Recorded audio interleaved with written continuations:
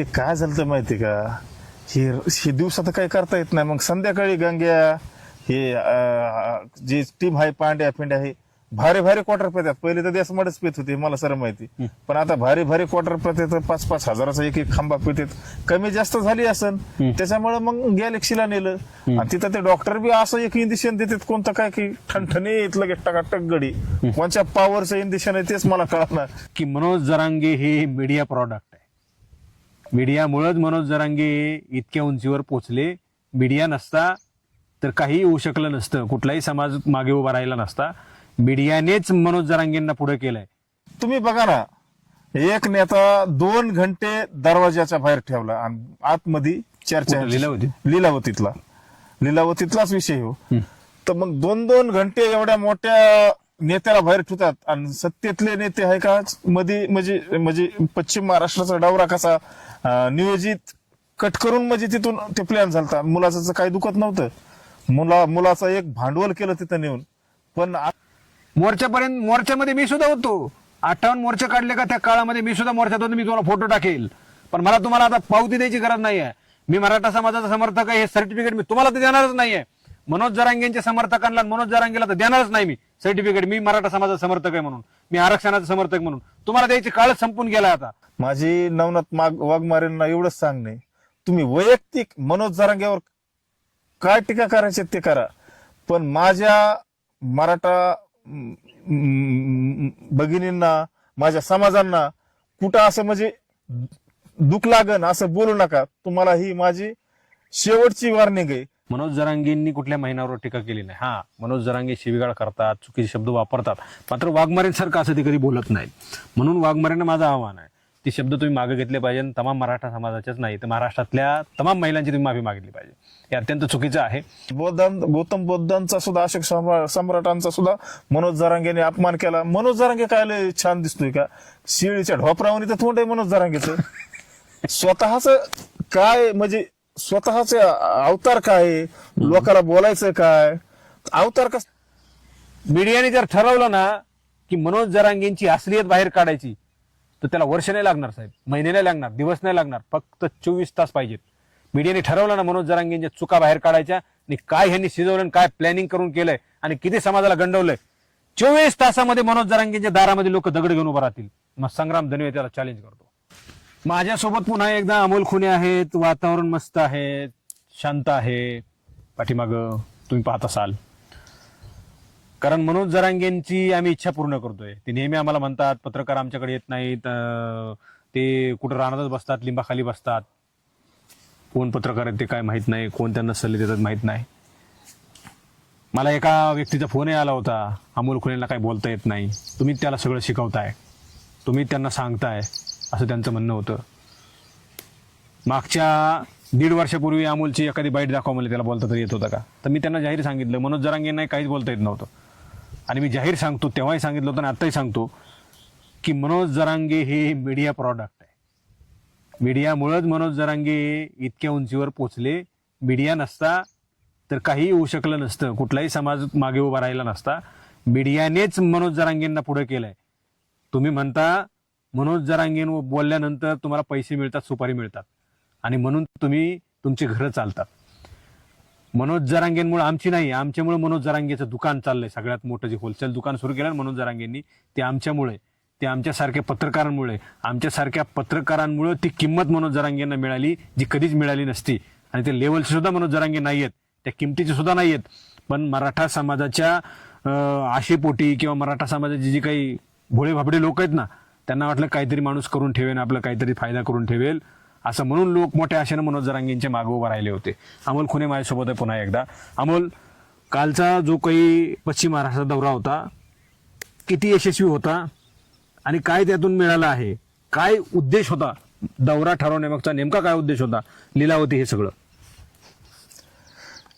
लीलावतीत मुलगा ऍडमिट केला. तुम्ही सांगा ना, मुलाला आजार कोणता होता, त्याचे रिपोर्ट दाखवा. मग तिथं राजकारणी लोक, मग एवढाले मोठाले मंत्री, आमदार, खासदार भेटतेत. मग शोकट पश्चिम महाराष्ट्र दौऱ्याचा तिथून तशीच नसेल ना. तुम्ही बघा ना, एक नेता 2 घंटे दरवाजाच्या बाहेर ठेवला आणि आतमध्ये चर्चा कुठं लीलावती? लिलावतीतलाच विषय हो. तर मग 2-2 घंटे एवढ्या मोठ्या नेत्याला बाहेर ठेवतात आणि सत्तेतले नेते आहे का मध्ये म्हणजे पश्चिम महाराष्ट्राचा दौरा कसा नियोजित कट करून म्हणजे तिथून ते प्लॅन झालता. मुलाचं काही दुखत नव्हतं, मुलाचं एक भांडवल केलं तिथं नेऊन. पण असं मनोज जरांगेने कधी नाही करायला पाहिजे. भांडवल करण्याच्या नादात खरोखरच आग लागन एखादी बार. काय सिद्ध केलं त्यांनी पश्चिम महाराष्ट्राचा दौरा करून? काय सिद्ध, काय मिळवलं काय? पश्चिम महाराष्ट्रात मनोज जरांगेला काही राजकारणी लोकच चालवित होते, पण राजकारणी लोकांच्या लक्षात आलं की बाबा हे पश्चिम महाराष्ट्रात रिस्पॉन्स भेटणार. 2-3च ग्रामीण भागात मनोज जरांगेने ते 2-3 दिवस दौरा केला आणि पश्चिम महाराष्ट्रातून पळ काढली. तिथं एक चेतावणी असं भाषण केलं की म्हणजे दोन्ही बी राजघराण्याला आहे का टार्गेट केलं तिथून की तुमच्या घरातले ते गॅजेट काढा, सातारा गॅजेट काढा, कोल्हापूर काढा, तोऊन काढा. म्हणजे काय राजे घराण्याच्या घरातच काय ह्यांचे हे जे गॅजेट आहे ते हे गॅजेट एक म्हणजे पुंगी आणि ही पुंगी मनोज जरांगेने वाजायची बंद करावात. कारण ह्याच्यामध्ये ह्या गॅजेटमध्ये काही सुद्धा नाही. मराठा समाजाचा फायदा फक्त कुठे आहे माहिती का? EWS मध्ये आणि ECBC मध्ये. फक्त माझी सरकारला एवढीच मागणी की ज्या ओबीसीला सवलती लागूत त्या आरक्षणात लागू करा. स्कॉलरशिप असन समजा काय ज्या सवलती असतात त्या मराठा समाजाला त्या आरक्षणामध्ये लागू करा. ओबीसी समाज कधीच विरोध करणार नाही. आणि ओबीसी मध्ये जाऊन कॉम्पिटिशन किती वाढून तुम्ही सांगा त्या आरक्षणाचं. मुलाच्या मनोज जरांगेंचे मुलगा लीलावतीमध्ये ऍडमिट झाला होता. तुम्ही प्रश्न उपस्थित केला की त्याचं नेमकं काय दुखत होतं, तुम्हाला काय म्हणायचं, नेमकं काय सिद्ध करायचं तुम्हाला? मुलाचं भांडवल केलं मनोज जरांगेने. मुलाचं काहीच दुखत नव्हतं ना, ठणठणीत मुलगा होता. 5 रुपयाचा गोळीत मुलगा क्लिअर झाला असता. तिथं जाऊन भांडवल केलं. जातात आहे ना नेते आमदार खासदार मंत्र्याला तर इथं सारखं येत आहे ना पंचायत व्हावं लागली. म्हणून मग ते लीलावतीचं आहे का म्हणजे एक भांडवल केलं आणि तिथं मुलाला नेलं आणि तिथूनच मग हे पश्चिम महाराष्ट्राचा दौरा फिक्स झाला. तिथूनच काल ते गाडीमधून येत असताना आम्ही पाहिलं, काही सोशल मीडियावर त्यांच्या टोळीच्या लोकांनी टाकलं होतं मनोज जरांगेंना उठता येत नव्हतं. नेमकं काय झालं होतं त्यांना? आणि आज तर मी पाहिलं त्यांना सकाळी आंघोळ बिंगोळ करून एकदम टाईट. रात्री त्यांना उठता येत नव्हतं, इतकी तब्येत खालवली होती त्यांची.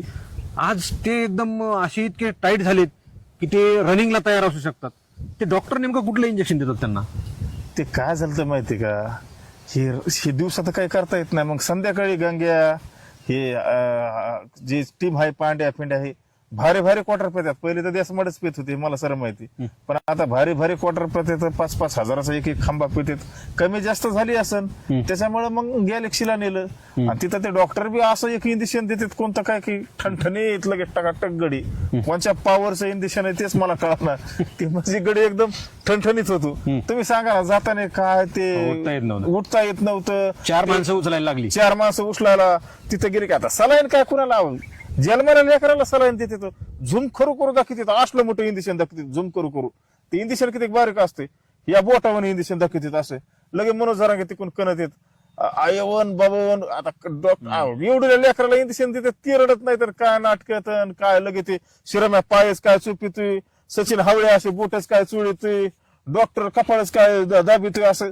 अरे काय नाटकात कुठतरी थांबायला पाहिजे ते. टाईट झाली ती आणि सकाळी एकदम टाईट की लगे आज लगे ते बैठक बी आलेत 100-150 लोक आलेत. पण आता ते तेवढे लोक तर राहणारच ना. तुम्ही सांगा ना 4-5 हजार कोटीचे टेंडर सुरू होतं. पुन्हा नावावर काय तर डिपेंडर कशी आली, डिपेंडर वाल्याचं काय हे सर आम्हाला माहिती ना. मग प्रत्येक माणसाच्या मागे थोडंफार गोरगरीब समाजासाठी हो लढा राहिलेला नाही. गोरगरीब मराठ्यासाठी ह्यो पैशावाल्या मराठ्याचा लढा आहे. मनोज जरांगेचा जो लढा आहे ना हे गोरगरीब मराठ्याचा लढा नाही. हे पैशावाल्या मराठ्याचा लढा आहे. यांना काय करायचंय कुणबी सरपटी किट काढून कुणाला जिल्हा परिषदला निवडून यायचंय, कुणाला पंचायत समितीला यायचंय, कुणाला नगरसेवक व्हायचंय, कुणाला नगराध्यक्ष व्हायचंय, कुणाला महापौर व्हायचंय. त्याच्यामुळे हा का हे मनोज जरांगेचा लढा आहे. गोरगरीब मराठ्यासाठी राहिलेला नाही. आणि येणाऱ्या काळात आहे का हे जे बोगस जे झालेत ना हे सारे उघडे पडणार. आताच 4-5 जण गेलेत. येणाऱ्या काळात भरपूर जाणार. मी प्रत्येक बाईट मध्ये सांगतोय माझ्या गावात ज्याला गुंठ्या जमीन नाही त्यांचं कोण सर्टिफिकेट निघा नाही, आणि ज्यांना 50-50 एकर जमिनीत त्यांचं कोण सर्टिफिकेट कसं काय नाही, आणि रद्द होत नाही त्यांचं, आणि त्यांचं रद्द बी होत नाही. कसं काय कुठून काढतात ते? जेव्हा टोकाचा कोणीतरी निर्णय घेईन आणि तिथं हात घालीन त्या टायमाला हा, म्हणजे तिथे चौकशी होईल, ज्या प्रमाणपत्र ज्याला चॅलेंज केलं जाईल ते रद्द होत आहे. हा, आणि कुणाला चॅलेंज करते ना.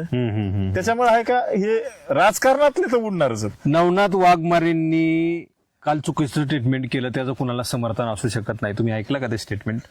काय त्याच्यावर बोलायचं आहे? माझी नवनाथ वाघमारेंना एवढंच सांगणे, तुम्ही वैयक्तिक मनोज जरांगेवर काय टीका करायची ते करा, पण माझ्या मराठा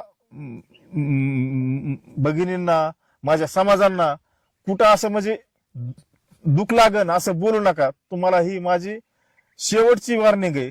कारण तुम्ही जे बोललात ते आहे का एकदम खालच्या पातळीचा शब्द वापरलेत, आणि हे तुमचे शब्द तुमच्या अंगलोट येते ना. मी तुमचे आहे का, मी तुम्हाला कळकळून म्हणजे मी सांगणे तुम्हाला, इथून पुढे तुम्ही आहे का माझ्या समाजाला अजिबात काही बोलायचं नाही. तुम्हाला जे काय खालच्या पातळीचं बोलायचं ते मनाला बोला, पण समाजाला घेऊन पडू नका. तुमच्यामुळेच आहे का लक्ष्मण हाकेमुळे, नवनाथ वाघमारेमुळेच आहे का मोठा झालाय. तुम्ही जर आहे का ह्याच्या विरोधात नसते बोलले तर आहे का तुम्ही समाजाच्या विरोधात बोलतात, त्याच्यामुळे हे मोठा होतो. तुम्ही ह्याच्या विरोधात काय बोलायचं ते बोला, समाजाला नाव ठेवू नका. मी कोणत्याच समाजाला नाव ठेवत नाही, मी सरळ धरून चालणारा माणूस आहे. कारण माझ्या अंगात आहे का, माझ्या रक्तात शिव छत्रपतीच्या विचाराने चालणारा माणूस आहे. मी कधीच कुणावर खालच्या पातळीचं बोलत नाही आणि बोलणार बी नाही, कारण मी सऱ्याला धरून चालणारा माणूस आहे. लक्ष्मण हाकेंनी ज्या संदर्भामध्ये टीका केली, समजा ते अगोदरही करत होते, आताही करत होते, या सगळ्या गोष्टींवर तुम्हाला काय म्हणायचं? आता ते दोघंही करतात, आता वाघमारे सुद्धा करतायत. वाघमारेंनी आजचं तुम्ही तर निषेध केलाच आहे त्याचा. वाघमारेंकडून तुमची काय अपेक्षा आहे? तुम्हाला काय त्यांना आव्हान आहे? माझी वाघमारेला एवढंच सांगणं आहे की तुम्ही मनोज जरांगेवर वैयक्तिक काय टीका करायच्यात तर करा, पण माझ्या समाजावर करू नका. माझ्या समाजाला कुठं दुःख लागन असं बोलू नका. आणि हे सुरू कुठून झालंय माहिती का? मनोज जरांगेपासूनच सुरू झालंय. हे खालच्या पातळीचं बोलते, त्याच्यामुळे ते बोलते, तर मग हे असं एकामेकामुळे बोलल्यामुळेच आहे का मग हे बी चालते तर मनोज जरांगे बी चालते. मनोज जरांगे त्यांच्यावरच टीका करतात. मनोज जरांगे दुसऱ्या कुठल्या महिन्यावर टीका करत नाहीत. आता वाघमारेने जे केलं ते चुकीचं आहे. मी अजिबात समर्थन करू शकत नाही. महाराष्ट्रात समर्थन करणार नाही. मनोज जरांगेंनी कुठल्या महिन्यावर टीका केली नाही. हा, मनोज जरांगे शिवीगाळ करतात, चुकीचे शब्द वापरतात, मात्र वाघमारेंसारखं असं ते कधी बोलत नाहीत. म्हणून वाघमारेंना माझं आव्हान आहे, ते शब्द तुम्ही मागे घेतले पाहिजे. तमाम मराठा समाजाच्याच नाही तर महाराष्ट्रातल्या तमाम महिलांची तुम्ही माफी मागितली पाहिजे. हे अत्यंत चुकीचं आहे.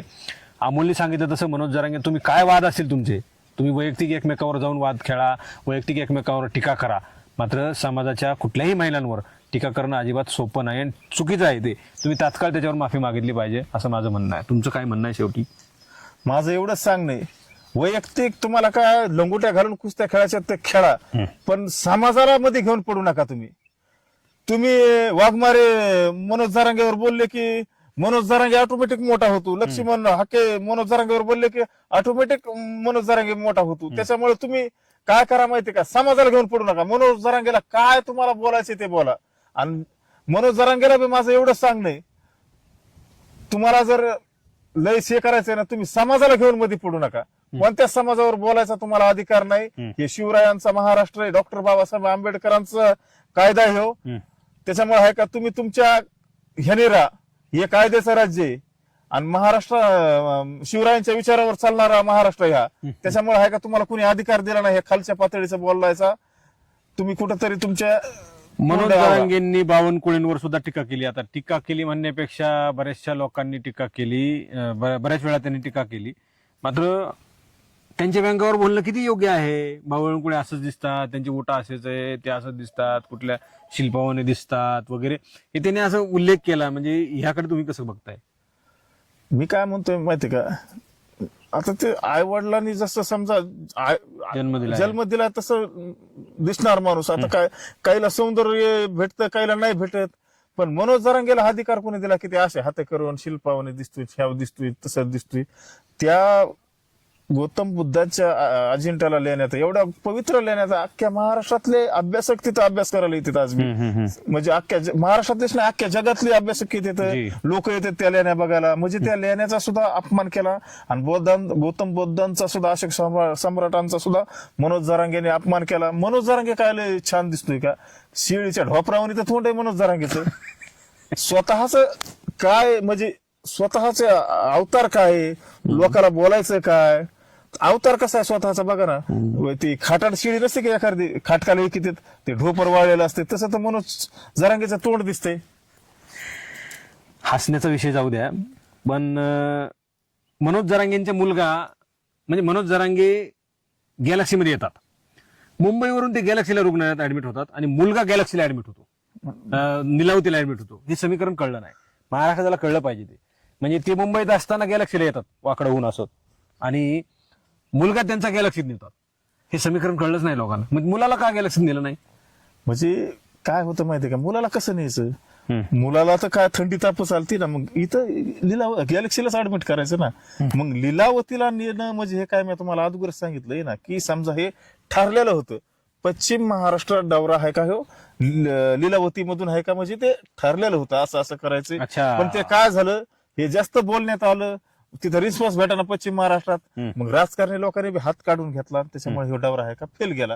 तुम्ही सांगा ना, पण ते आटपाडी सांगोला ते तेवढ्या ह्याच्यातच फिरले. मग पश्चिम महाराष्ट्रातलं कोल्हापूर सोडलं, सातारा सोडलं, पुणे सोडलं, दौंड सोडलं. मग हे कशामुळे सोडलं?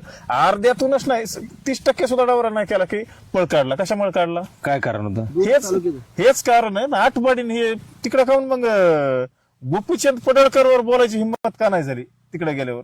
मग बोलायचं ना. बावनकुळेच कसं काय आठवले? बावनकुळेवर बोलण्यासाठी आहे का, हे आहे का प्लॅन आहे का?